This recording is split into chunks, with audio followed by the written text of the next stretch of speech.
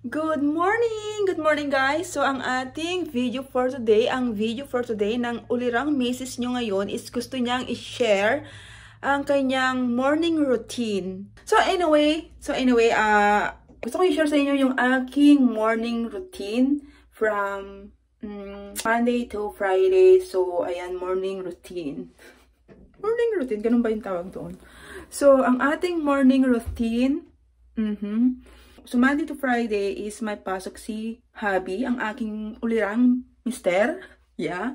So, ngayong week na to, 2 weeks siyang pang umaga. So, yun, sabay kaming natutulog and then nagigising. Kailangan kasi dalawa yung shift niya morning and night shift. So, ngayon is, morning shift siya. And yun, kapag pang umaga siya, ang tulog namin is maaga. Kailangan 5 ng hapon nasa nasa bed. And then, ang aming gising is 2 in the morning. Kasi ang pasok niya is alas 6. So, dapat alas 2 ng umaga ay gising na kami para magising-gising yung aming utak, lalo na sa kanya. Kailangan niya, paggising niya kasi, hindi pa yan totally gising.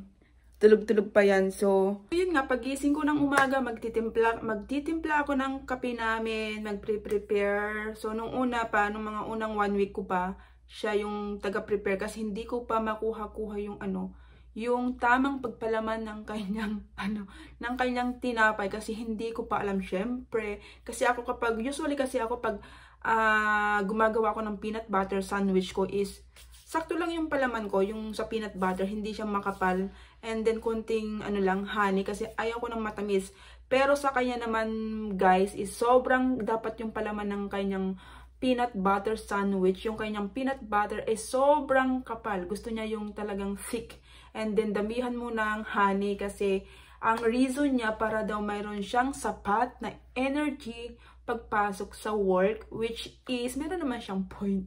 Pero tinatry kong kapala naman, kulang pa rin. Tapos yun, finally, na perfect ko na rin yung kanyang peanut butter sandwich. So, ayun, habang nagkakape kami, andito ako sa aking laptop, nagbabrowse ng nakaharap sa laptop, nagbabrowse ng FB, nakikinig ng music, yung pinapakinggan ko yung paborito kong music na na Goodness of God, yon. Tapos siya naman andoon siya sa kanyang kabilang side, sa kanyang computer. Ang ginagawa niya is nakikinig din ng or nanonood nagbabasa ng news, mga ganon.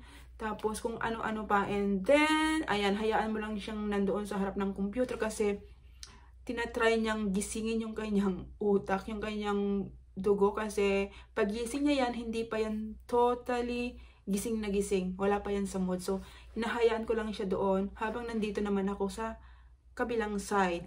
And then, after noon, ang ginagawa namin is, bago siya mag-prepare umalis sa trabaho, nagbabasa kami ng yung libro or aklat or book of devotion, yun. Tapos, piniprepare ko yung kanyang baon sa work, ang lunch niya. So, usually, nung wala pa ako dito, ang kanyang laging baon is ham and sandwich or ham sandwich. Yun yung kanyang baon. Pero nung ngayong nandito na ako, once a week akong nagluluto. So, yung niluluto kong yun is nagbabaon din siya. So, ang seste noon, kunwari, Monday, ham sandwich yung kanyang baon. Tapos, next day, yung aking niluto. Yan, parang salitan lang. So, yon ang aking ginagawa. And then, aalis na yan siya ng 5, papunta sa kanyang trabaho. Tapos, kapag naiwan naman ako dito, nagawa ko is bumabalik ako sa higaan kasi medyo antok pa ako, ganon, medyo tinatamad. Tapos, after noon, kapag nakapag-nap na ako ng at least 1 hour or 30 minutes, okay na yan, gigising na ulit ako. Tapos, huhugasan na yung mga dishes namin dyan, mga plato na ginamit namin.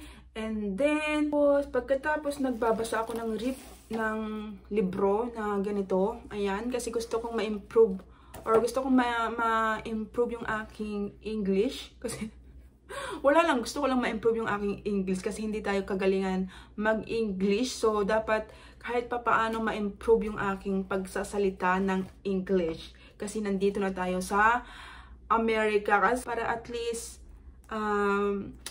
balang araw kasi magagamit ko to kapag nakihalubilo na ako dito sa iba't ibang mga Amerikano or Amerikana.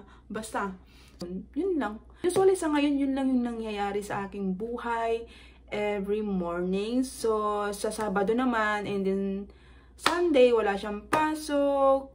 So, ayun, ang ginagawa ko is naglalaba, naglilinis, then pumupunta kami sa labas, like nag-grocery ng aming pangangailangan within 1 week. Ganon, tapos medyo, ayun, pasyal-pasyal ng konti, ganon. So, yun guys, ang nangyayari sa aking buhay.